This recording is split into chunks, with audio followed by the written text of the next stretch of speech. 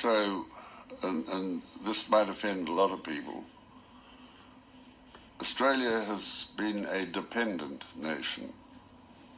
Now, from foundation of Australia to the Second World War, we were dependent on Britain for our defence. When we really needed help, Britain was beleaguered and quite unable to help, fighting for her own survival. So we turned to America. We said, please help us. But we have depended upon America ever since. I want to see an Australia that has enough courage to say, look, we are going to be independent. We are going to make our own decisions. We're not going to go to war in far-off parts of the world which are wrong wars, illegal wars, misconceived wars, just because you, the United States, ask us to. And we're not going to allow ourselves to become a military bastion in your mistaken policy to encircle, contain China. But we are still being dependent. We're doing what America wants us to. We need to really grow up and understand what we could be, what we should be. It's interesting that you haven't brought up the issue of a republic in this discussion about being dependent. Well, it's a peripheral issue, in a sense.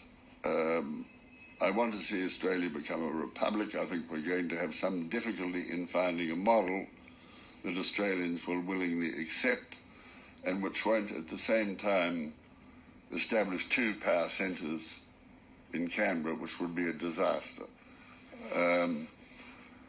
But being independent, people do not realise the extent to which we have been entwined in United States policy in the last 15 or 20 years. At a time when the Cold War is over, the United States is now in the process of establishing a new Cold War in the Pacific. Her military policies failed in Vietnam, failed in Iraq, failing in Afghanistan. The Middle East is a mess, and leaving all that behind, they say they're going to shift their forces to the Western Pacific. We are part of this part of the world, and we don't want to be part of America's future mistakes in this region. But has the government been frank with Australians, saying where it might lead, saying that we're going to be asked to pay for a lot of it? It's America trying to tie us into their policy of containment, which is about the most dangerous position Australia could possibly be in. You've said this has been chewed over. Gough Whitlam has written that you didn't set out to deceive him.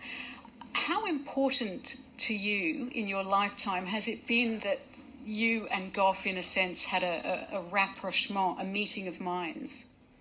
Well, I think it's not only important for him and for me, but I also think it's important for Australia.